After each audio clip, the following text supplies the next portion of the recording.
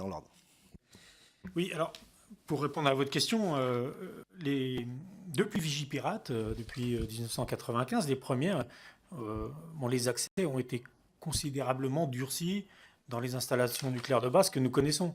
Alors, ça va, dans certains sites, ça va jusqu'au rayon X pour le matériel qu'on rentre. On rentre même pas un téléphone ni une clé USB.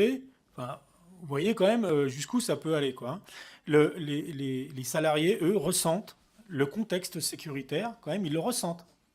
Et ça peut être pesant aussi. Quand on dit que c'est facile de rentrer, les salariés ne le considèrent pas comme ça.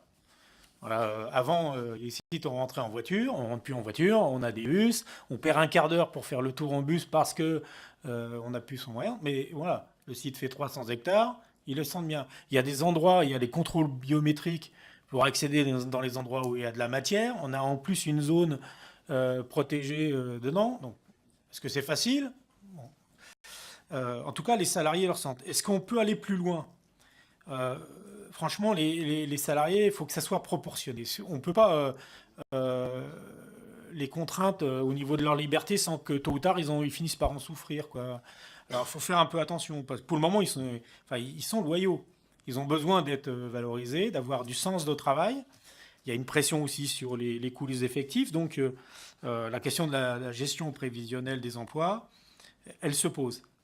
Pour avoir de la vision, pour sécuriser les compétences, par exemple pour les sous-traitants, l'horizon du sous-traitant, c'est la fin du contrat de sous-traitance. C'est-à-dire que, en fait, finalement, le donneur d'ordre peut être privé des compétences de la sous-traitance au bout d'un contrat de 3 ans. Donc si les salariés ne sont pas transférés ou si l'entreprise qui reprend ne reprend pas les salariés ou n'a pas les compétences, elles peuvent être perdues. Et quelquefois, elles sont stratégiques. Donc il faut quand même se poser ces questions-là. Parce que ça a trait aussi à la sûreté.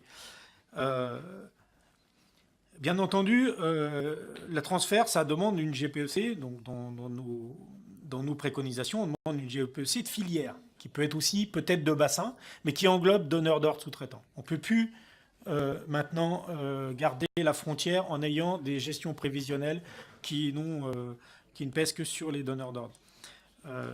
Il faut aussi, sur les questions sécuritaires, désolé, mais nous, notre compétence, on ne peut pas dire quelqu'un qui va être radicalisé, ce n'est pas notre compétence. Nous, on fait attention à notre camarade à côté, bien entendu, parce que notre sécurité personnelle dépend de notre collègue. Mais c'est quelque chose sauf des cas évidents, nous, on ne peut pas détecter ça. Donc ça, c'est forcément le travail des officiers de sécurité. Enfin, c'est forcément les limites de notre intervention.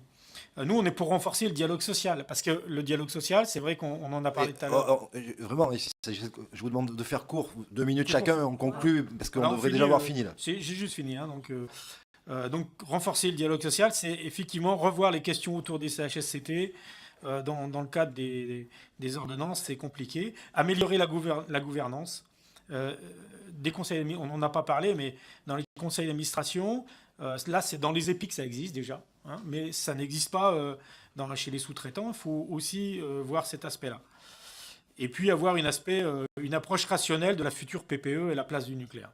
Donc voilà les grandes conclusions, et les préconisations de la CFDT. Juste par rapport à nommer ce qui doit l'être, l'intrusion d'une organisation activiste qui fait du buzz médiatique quand elle prétend démontrer la facilité d'accéder sur un site nucléaire. Donc comment ça se passe concrètement? Nous, ça nous interpelle beaucoup en tant qu'organisation syndicale qui veillons à ne jamais exposer nos militants à un danger. Donc cette organisation alerte quelques minutes ou quelques dizaines de minutes avant l'action, en considérant que cette alerte préalable vaut un droit dérogatoire à ne pas subir les mesures de rétorsion qui sont normales quand on s'introduit sur un site nucléaire. Donc voilà, après, il y a le format médiatique qui est pré-livré. Enfin, pour nous, tout ça relève d'un cirque qui frise l'indécence par rapport au sérieux au sérieux et le professionnalisme des dizaines de milliers de collègues qui travaillent au quotidien sur les sites, franchement, que la justice s'applique, parce qu'à un moment, surtout dans un contexte tel qu'on le connaît dans notre pays, malheureusement, à un moment, voilà, toute comédie, les plaisanteries les plus courtes sont les meilleures. Alors, ouais, bah vas-y si tu veux. Attendez, juste, j'ai bien entendu.